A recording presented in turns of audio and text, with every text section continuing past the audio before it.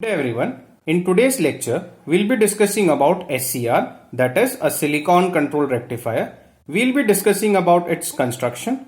Then we'll be discussing about its various modes of operation, and based on the modes of operation, we'll be discussing about its VI characteristics curve. Thyristor is defined as a device which has 3 or more than 3 PN junctions, and it should have two stable states, that is an on state and an off state, and it should be able to go from on to off and from off to on.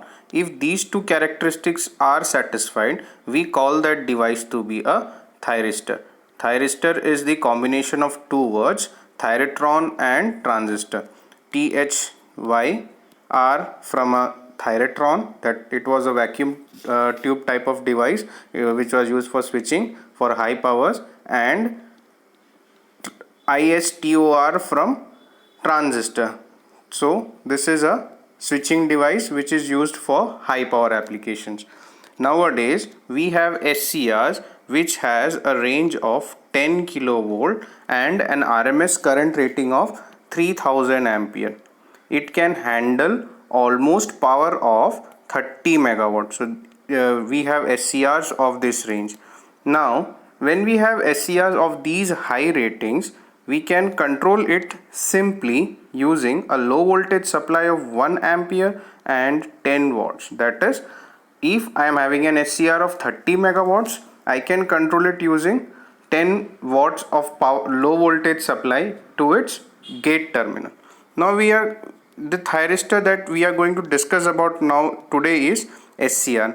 SCR is nothing but a silicon controlled rectifier. Why the name silicon controlled rectifier? Because for its construction silicon is used, that is why silicon. And normally SCR are most preferred to be operated as a rectifier. Therefore we have R, that stands for rectifier, and we have controlled. We call it as controlled, as we will be seeing further in this lecture, that the output, that is what amount of output I am getting, depending on the gate pulse, I can vary the amount of output. That is why I call it to be controlled. Its operation is almost similar to a diode, but the diode cannot be controlled. That is, when I am getting a forward pulse or when the diode is becoming forward biased, it will start conducting, but the SCR is not like that. When the gate pulse is received, then only it will start conducting. Now we know that for large currents, thyristors need better cooling. That is, this better cooling arrangement is provided using heat sinks. So whenever I am using an SCR, as it is handling large power, heat sinks are to be used so that it can be cooled, the temperature can be maintained, and the device will give proper operation. Now this is the basic construction of an SCR. Now in this we can see that SCR has three terminals, a anode, cathode and a gate. It has three terminals: anode, cathode and gate. Anode, gate and cathode.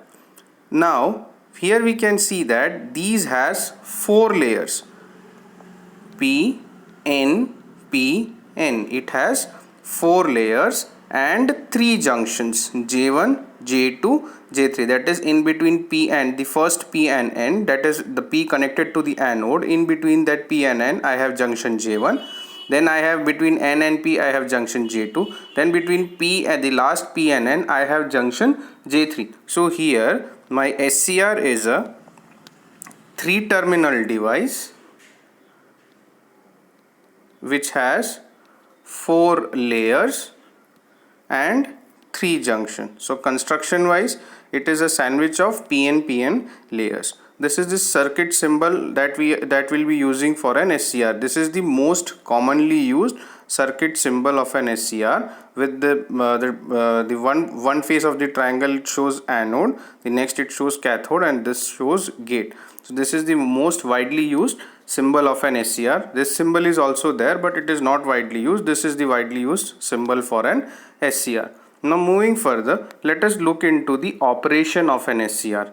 Now, as I have said, thyristor is a device which can go from on to off and from off to on. It can go in both the state. That is, it should have two stable states, on state and off state, and it should be able to switch in between these two states. Now for this operation, we let us look into the modes of operation. Now before going to the modes of operation, let us see how the thyristor is going to be connected. The anode is going to be connected to the positive. The cathode is going to be connected to the negative. We know about the construction. It is PN, PN. The anode, the P layer is connected to positive. The N layer, it is connected to negative. So we can see that this is forward biased. So that is the main voltage across anode and cathode will be forward biased. Then we have a gate. Now this gate is connected using a switch, and this we can see here that the gate terminal is P. Now this P is also connected to a positive. Anode is connected to a positive, cathode is connected to a positive, gate is also connected to a positive. So we can see that the connection is made in such a manner that all are forward biased. So this is the normally used connection for a SCR. This is how normally an SCR is connected. Now let us look into the operation of an SCR. Now in the operation of SCR, we have three different modes. The first mode is reverse blocking mode. The reverse blocking mode is nothing but when this supply that I have connected, I'll just reverse it. This will become minus and this will become plus. So what is happening? My SCR is reverse biased. My SCR is reverse biased. The switch S is opened. As the switch S is opened, this gate is also not connected. So this mode is called as reverse blocking mode. So in reverse blocking mode, the cathode is made more positive with respect to the first mode, that is reverse blocking mode. Here the cathode is made more positive with respect to anode. Now here we can see that junction J1 and J3 will become reverse biased, while junction J2 will become forward biased. Now let us look into this.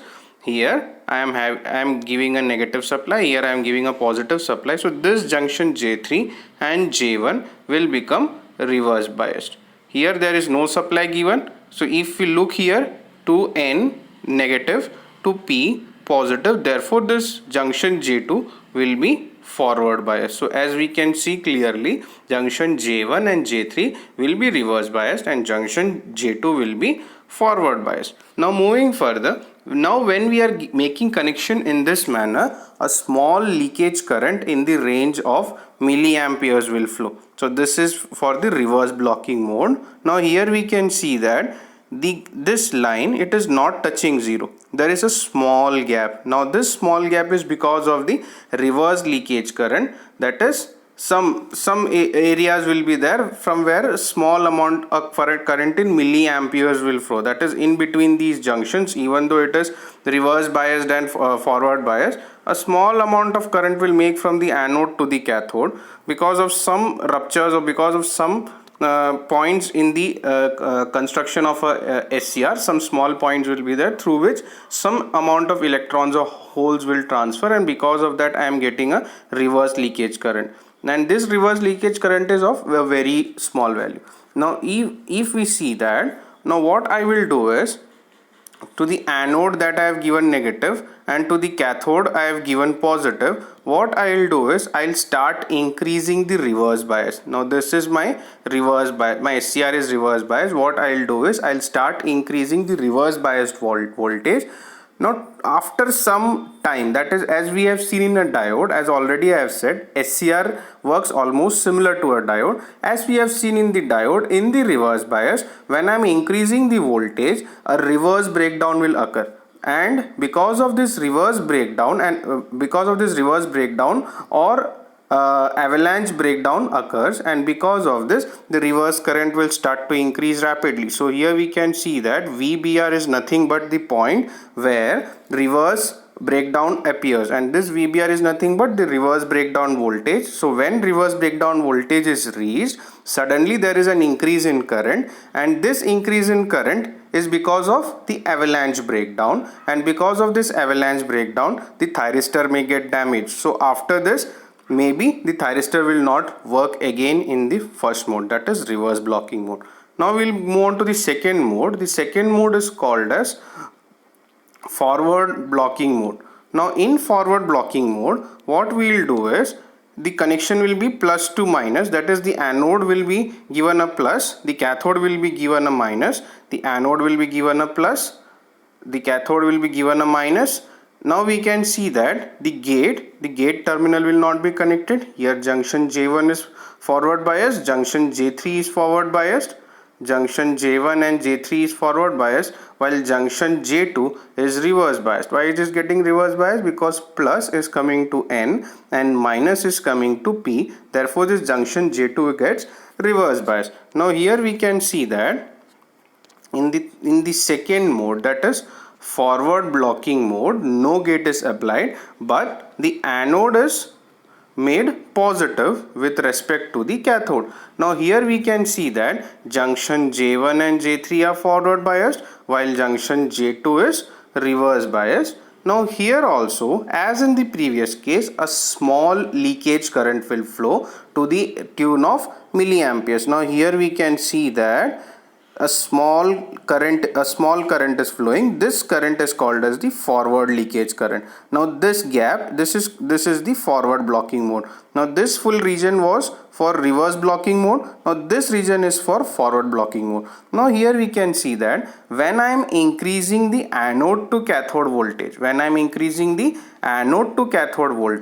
an avalanche breakdown of junction J2 will appear, because junction J2 is reverse bias. Now when I will be increasing the VAK, the value of voltage between anode and cathode, the junction J2 will there will be an avalanche breakdown, and because of this the SCR will start conducting. Now we can see that this VBO is nothing but the forward breakdown voltage. Now the forward breakover voltage, after reaching this forward breakover voltage, my SCR will follow this path and it will start conducting. That is, for an SCR to conduct, here I am not giving no gate is not given, but what I am doing is I am increasing the forward voltage, that is the voltage between anode and cathode. I am increasing that, and when I am increasing it beyond a certain level, that is up to forward breakover voltage, when I am increasing, at that point my SCR will start conducting. So this is the second mode. Now moving on to the third mode. The third mode is called as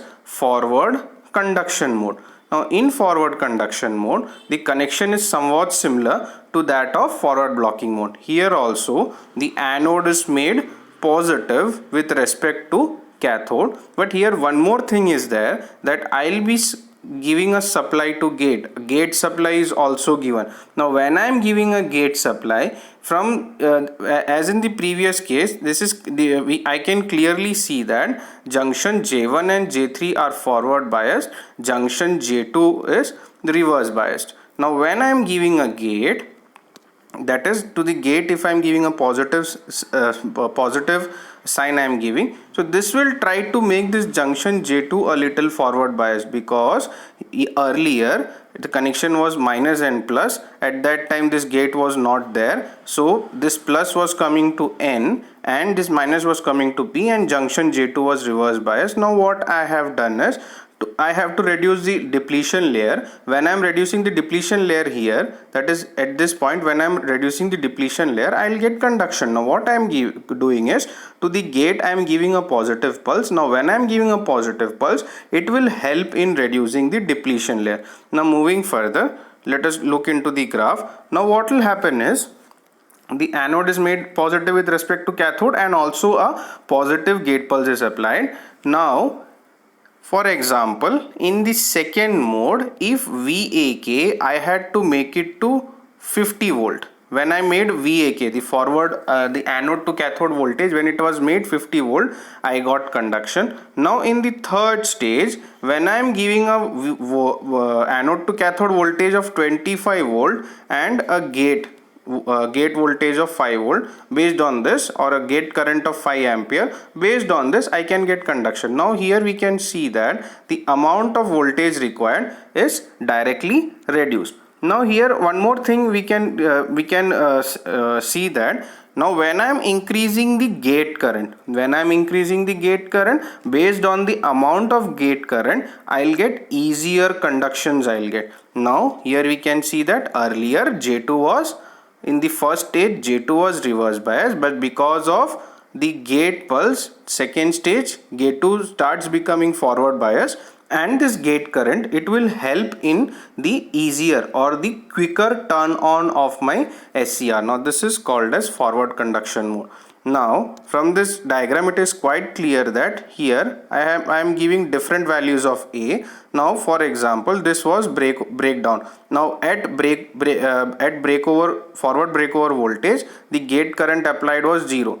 Ig1, let us take Ig1 to be 5 ampere, 10 ampere, 15 ampere. So based on this we can see that when 5 ampere is given, it is taking some little time. That is, for example, to reach up to VBO, if it took 10 seconds, to reach up to V1, it will take only, for example, 7 seconds. Now if I am giving a greater gate current, that is 10 ampere if I am giving, what will happen? It will just take 5 seconds. Now if I am giving a gate current of suppose 15 ampere, I have increased the gate current of 15 ampere. Now it will take only 2 to 3 seconds it will take. So depending on what type of gate current I am giving, or what value of gate current I am giving, I can control my turn on of my device. I can turn it on earlier or I can turn it on later, depending on what value of gate current I am giving. Now here we can see that there are two values plotted here.